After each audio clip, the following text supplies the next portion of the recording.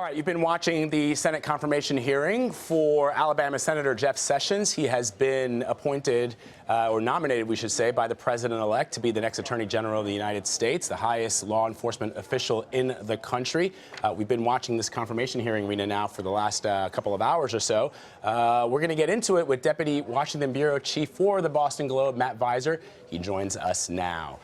Matt, all right, so a lot of confrontation and controversies that kicked off the day here, including the elephant in the room, the one that a lot of people have been talking about, that the Senate Judiciary Committee rejected Sessions 30 years ago to be a federal judge because there were some questions over his positions on matters with regards to race. What's your impression so far of the back and forth that we've seen between Republicans on that committee and some of the Democrats? Well, so far there have not been huge fireworks. There's been a couple of protests during the hearing. People let out, sort of indicating the animosity, at least in the room. There's been back and forth. There hasn't been sort of huge stumbling blocks for Sessions. He has backed away from several of Donald Trump's positions during the campaign. But the matter of race was something that Sessions brought up himself at the very start of the hearing to try and alleviate some of the concerns that led him in 1986 to not be confirmed for a federal judgeship. Matt, you had tweeted out just a short time ago, people who were looking for fireworks might have been sorely disappointed because they were really more sparklers than fireworks. I want to ask you, what was the game plan for Democrats here all along? They don't have enough votes to block Sessions, so what was their strategy going into this? A couple of uncomfortable days for Sessions?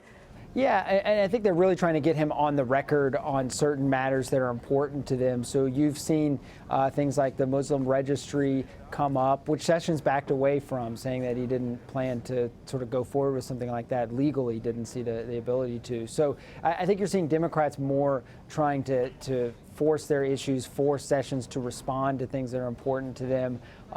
You saw a little bit of Al Franken questioning some of the facts in Sessions' own documents that he provided. So, I mean, you're seeing some hostility, but in large part, it's sort of just getting him on record on things that they care about and things that they're going to want to be a priority of theirs over the next couple years with Sessions at the Justice Department. Yeah, Matt, it's interesting to me as I was watching this confirmation hearing. I mean, clearly what Senator Sessions seems to be doing or indicating is that perhaps his voting record on some of the bills that have come up in the Senate that he has voted on or not voted on may have a different approach to the way that he would see them if he is the Attorney General. In several instances, for example, Senator Dianne Feinstein asked him about Roe v. Wade, about the right of women to have abortions, and not just in the United States. She was specifically talking about women in countries where human rights abuses are affected. And he said that he does still believe that abortion is wrong, but it is the law of the land,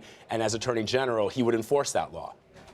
In so many instances, his inclination seems to be to agree with the questioners. Right. I mean, there's been a lot of instances where Sessions, it's that, Southern genteel side that you hear and read about with Sessions and sort of putting his critics at ease, or at least trying to. So the question, I think, going forward is sort of whether you believe Sessions, and that he's not going to implement some of the things that he's saying right now that he won't.